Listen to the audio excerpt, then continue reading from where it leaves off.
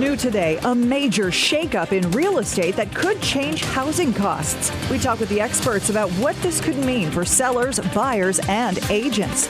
Then, more than 100 Wake County high school students caught in the middle of St. Augustine's University's financial crisis. What's next as they attempt to finish classes for college credit?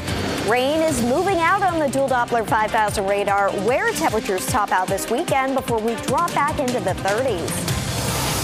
Well, did you get rain this afternoon? You know, that system that brought severe weather to the Midwest is on its way out of our area tonight. Thanks for joining us. I'm Ashley Rowe. And I'm Dan Haggerty. The sprinkles could stick around a little bit and continue in some spots this evening. Meteorologist Kat Campbell in the WRAL Severe Weather Center. How's it looking going into Saturday morning, though? A lot of people got a parade on their mind. Yes, they do. And the good news is I don't think that we're going to have the rain sticking around tomorrow morning, especially not for the parade, but the clouds are going to hold a bit longer. We've just got a few sprinkles left tonight. They moved out of the triangle just north of Rocky Mount up into Halifax County, Scotland Neck, Roanoke Rapids, seeing some of these showers linger, but rain chances drop off to 20% during the overnight hours. So some good news there. We'll continue to dry out. 72 the high tomorrow, 73 on Sunday. We're partly cloudy tomorrow, but that doesn't come until later in the day. So for the St. Patrick's Day parade happening in Raleigh tomorrow, it's at 10 a.m., trending a little bit cooler with temperatures in the upper 50s toward the beginning, but mid 60s as we near the end of the parade.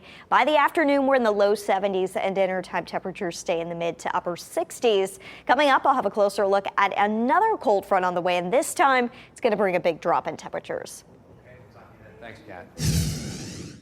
And I'm Brian Schrader, all new in the WRAL Live Center. We're following a crash and a road closure in Wake County. This is a look at that camera at US 1 at Friendship Road near Apex, and we have a crash with injuries. That call came in only about 20 minutes ago, and DOT says that road now is blocked completely. I want to take you to the map and show you exactly where that closure begins. US 1 southbound closed right there at 540, and it's closed until you get to New Hill Holloman Road. So if you're leaving Apex trying to get down into the New Hill area, use old US 1 to New Hill Holloman and rejoin US 1 southbound. From there, we're working to get details about that crash. All right, Brian, thank you. A major decision today could change the way you buy or sell your next home. The National Association of Realtors agreed to settle with groups of home sellers, $418 million in damages, eliminating rules on commissions. It used to be brokers got 6% of the purchase price. That could soon be gone, putting the onus on you to negotiate the commission. WRAL's Aaron Thomas is covering this story for us tonight, joining us live now in Raleigh. Aaron, how does this proposed settlement impact sellers? Yeah, Ashley, for a long time, it has been industry standard for these sellers. Before they list their home for sale, they would have to pay this fixed commission fee of 6% that would go to their agent, and that would have to take place before they list it for sale on the multiple listing service. A lot of us know this as MLS. Now, you'll no longer see that fee incorporated on this site. This now slashes that 6% commission fee and is now up to the agents to negotiate it, as you just mentioned. Wow. How did we get here? What started the lawsuit? Yeah, so with this lawsuit, you have these experts that are claiming that these agents were violating antitrust laws. Additionally, you had people accusing them intentionally steering buyers to go to more expensive homes, which then in turn, it helps increase the profit for these agents. Okay, so now I'm thinking maybe I want to buy a home or sell a home. Could this impact home prices? So ideally for anyone that's on the housing market, you would hope that these housing prices would go down. So tonight we actually spoke with two real estate experts just to get their take on things. We had one person who said this will likely happen, but we won't see it happen immediately. And we actually just finished speaking with Angie Cole of Angie Cole Realty of Raleigh. Here's what she had to say. She says she likely doesn't see this happening given the hot housing market here in the Triangle. Take a listen. We have a limited, surcharge of homes available and on the market. So we are still seeing locally here appreciation in our market. I don't expect in any way for that to change. Now, we do want to be clear that right now this is a proposed settlement. It would be up to a federal court to move it in the direction of being approved. If it is approved, we'll likely see these changes sometime in mid-July. Well, Ashley? You know, a lot of realtors are going to be watching this very closely. Aaron Thomas reporting live in Raleigh. Thank you as always.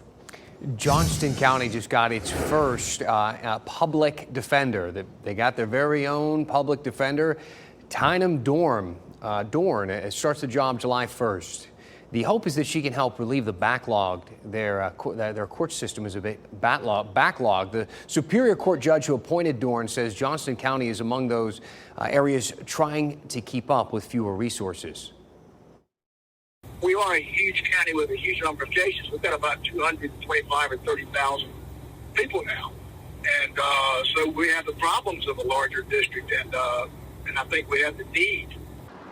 We talked a lot last night about why this is important, so let's quickly go through a couple of those details. 48 of North Carolina's 100 counties, almost half, are considered legal deserts. So that means that they have fewer than one attorney for every 1,000 residents. One reason it's so hard to find attorneys for court-appointed work is frankly the pay, which ranges from $65 to $85 an hour, which sounds good, but it's much less than they'd make in private practice. 7 other districts also got funding for this new public defender this year. Those in our area include Sampson, Halifax, Northampton, and Alamance counties. A TSA worker from RDU Airport is charged in connection to a child sex sting operation in Florida.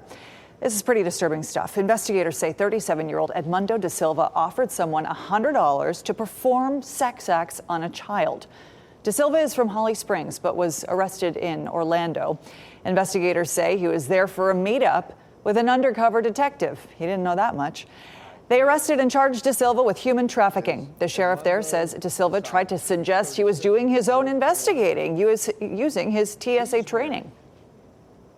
This is who the federal government trusts to screen you. Makes you wonder when they want to do extra screening on children, doesn't it? Da Silva is one of 8 people charged in this sting operation. The TSA says Da Silva is no longer with the agency. They said in a statement, the TSA does not tolerate unethical, immoral, or illegal conduct. Hundreds of migrant children will be brought to a former school campus in Greensboro, North Carolina. The American Hebrew Academy will reopen as a facility to unaccompanied migrant children. They have enough beds for 800 kids there, specifically teenagers ages 13 to 17. They would stay for about 2 to 3 weeks while family or sponsors are located.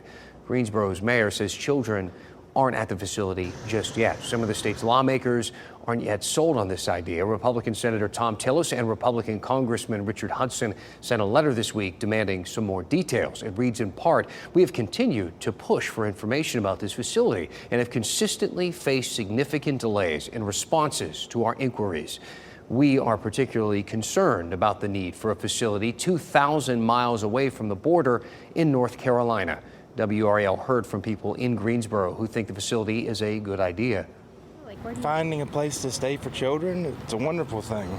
I don't think there's anything better on the planet Earth. And I mean, as far as I'm concerned, as a citizen and somebody thankful to have citizenship here in the United States and North Carolina, absolutely great. There are nearly 300 facilities like this one in 29 states. In all, they house 8,600 kids. The Wake County School Board wants lawmakers to do something about safe gun storage. The board plans to pass a resolution about it at its meeting next week. Law enforcement agencies will be there to lend their support.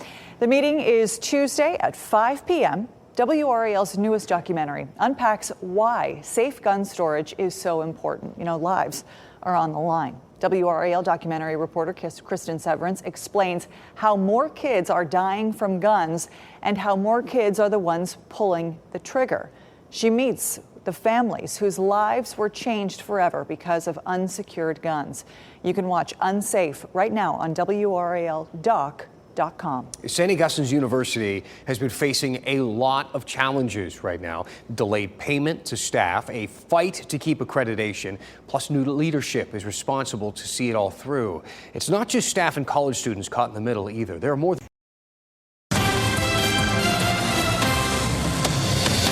Hey, all right, let's Let's go in depth on this Friday night, shall we? We've been talking a lot about the 2024 elections, and many of you wrote about our segment on polling. So thank you. Keep emailing Dan at WRAL.com. Your feedback and your ideas really do drive this segment. Aaron and Ryan both enjoyed the in-depth segment on polling, or at least a piece of it. Ryan writes, "Don't think for a second we didn't hear you drop an epic Anchorman reference." And Aaron said, "You totally slid an Anchorman reference in there, my favorite movie of all time." So you are listening. I love to hear it. Good catch, fellas. And if you missed that reference, please go back and watch the segment. It's on WRAL.com right now. Just search for In Depth. Mike, though, was a little bit more skeptical about the reporting. He wrote, "One thing you said really bothered me. You equated political polling and how people digest that information with how people adjust their behavior with the forecasted weather. The data that is used to create weather models is empirical. The potential for someone to lie can't be overlooked, and therefore polling predictions really need to be taken with a grain of salt." So, Mike, great point. You're right on there on several fronts. The data used for weather forecasting is real, not theoretical. And yes, some people do lie when taking polls, but pollsters know this, and they account for it, at least the ones doing actual scientific polling. See, there is a difference between scientific polls and non-scientific polls. Most of the time, they're pretty easy to differentiate, but not always. For instance, all week, we've been talking about our exclusive WRAL news poll about the 2024 election. That is a scientific poll. We partnered with experts to put that together. But if you ever watch us at 4 o'clock on WRAL, you know we do a segment where we ask questions and you can vote right then and there. That is not scientific. Neither are things like Twitter polls. You know, more than 17 million people have voted on whether Elon Musk should step down from Twitter, but that doesn't necessarily mean it's legit. Those examples are pretty obvious. You probably know that. But sometimes non-scientific polls can be tough to spot. We asked a Stanford professor about this. And the essence of this is random sampling versus not random sampling. It's really cheap and quick to do a non-random sample poll and much more expensive and time consuming to do a random sample poll. And we know that random samples are still highly accurate today, and that non-probability, non-random sample polls are not. And yet you often don't know the difference when you see them covered in the news or anywhere else. A random sample and a non-random sample. There's a huge difference there. Non-random samples, they're typically taken out of convenience. You know, who are the easiest people for researchers to contact? A random sample, though, they make sure that every member of a population being studied has an equal chance of being contacted for that. Basically, whether or not a poll is legit depends big time on who was surveyed and how. It comes down to sampling, weighting, and margin of error. As the professor just said, sampling is really important. You can't poll every single person in the country, we know that, but you also can't walk up to a street corner, for instance, or just post something online, ask a couple hundred people some question, and then call it a day. You have to intentionally include people from all ages, genders, incomes, races, ethnicities, regions, education levels, all that sort of stuff. And some groups can be harder to reach than others, so pollsters use what's called weighting. And here's where the math comes in. You know, that thing that's also used in the science of weather forecasting. We'll keep it simple.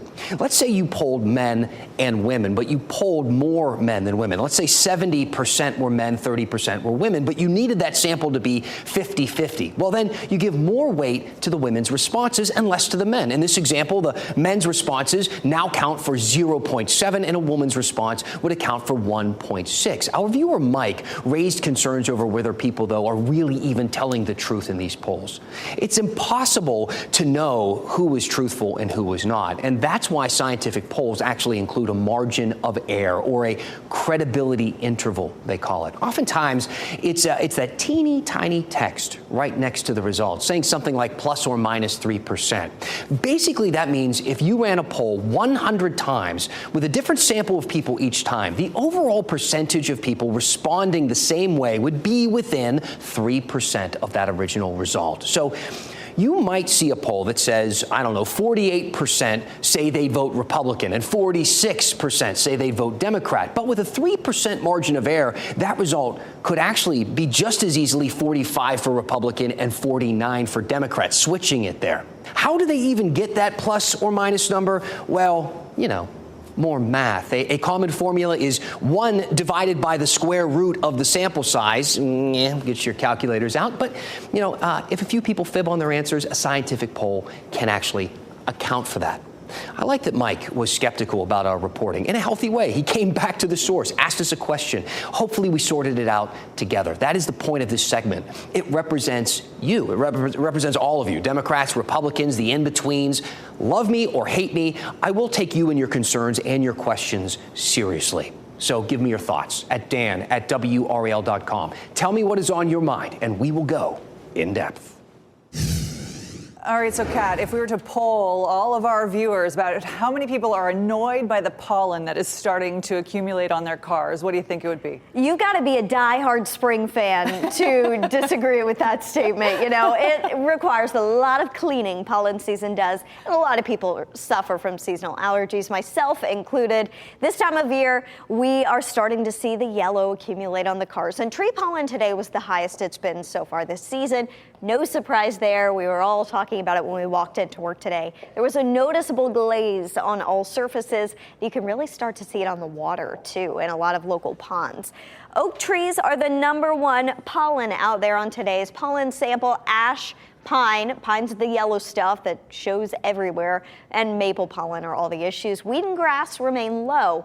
If we look at our average pollen count for the spring season, we usually start to see pollen levels climb during the month of March. Pollen levels, when you actually take the data and sort it and find the average peak, it's around April 7th, so early April. But tree pollen stays high all through April, throughout the entire month. And then as we get into May, the tree pollen starts to back off, but the grass pollen usually peaks as we head into the month of May, and the weed pollen is a fall peak there for us. Dual Doppler 5000 radar, it's pretty quiet at this hour. We didn't quite see enough rain to have a big impact on the pollen levels, but we do still have a few sprinkles in the northeastern part of our area. We'll continue to see that move out. Over the next 5 days, rain chances are pretty minimal, which is good news for weekend plans. I did want to point out that you're seeing the bulk of the rain, even though it's very light in the southeastern part of our state. We could see a few showers Sunday night in those locations. St. Patrick's Day is on Sunday, and a lot of the festivities kick off tomorrow. If you're headed to the parade, temperatures are in the upper 50s to start, quickly warming into the mid 60s throughout the parade. During the afternoon, we're in the low 70s. A lot of clouds in the morning, but as we head into the afternoon, we should see the sun breaking out. Hour by hour, this shows you how much of the sky is covered by clouds. We start out with mostly cloudy skies, almost 90% of the sky covered in clouds, but that number backs off quickly as we head into the evening hours, and you should see a lot more sunshine later in the day. If you're headed to the beach tomorrow, there could be a little bit of rain that lingers in our southern beaches early. A big range of temperatures from the mid-50s in Nags Head to near 70 to the south. Sunday, a little warmer at the coast if you're going to be headed that way. Overall, a fairly nice spring weekend for us, but don't settle into the weather that we had yesterday and much of this week. We've got changes coming. That was the exception for us. This weekend, highs are in the 70s. We're in the 60s by Monday, back in the 30s by Tuesday and Wednesday mornings. A little bit of a bump up in temperatures by next Thursday, but it's not likely to last very long. Okay, Kat, thank you. Up next, a little dose of nostalgia for your Friday night. As we look forward to tomorrow's Raleigh's St. Patrick's Day Parade, we look back at one of the very first.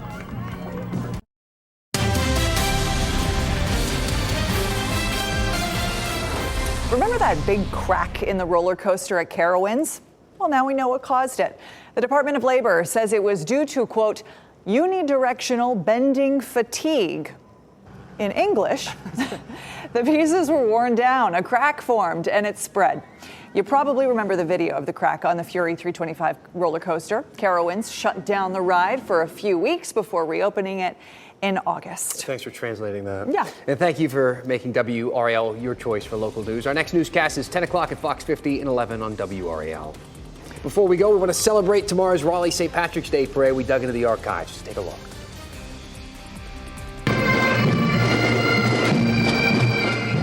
But the parade went off without a hitch and had people dancing in the streets. Fine day for the Irish, you know. Hundreds of Raleigh residents, decked out in something green, be it a T-shirt or a tie, lined the streets of the capital city for the third annual St. Patty's Day Parade. No one was too old or too young to enjoy the fun. Excellent parade today. Are you Irish? Way back, yes, before the revolution in the United States. The bagpipe playing, I thought that was excellent.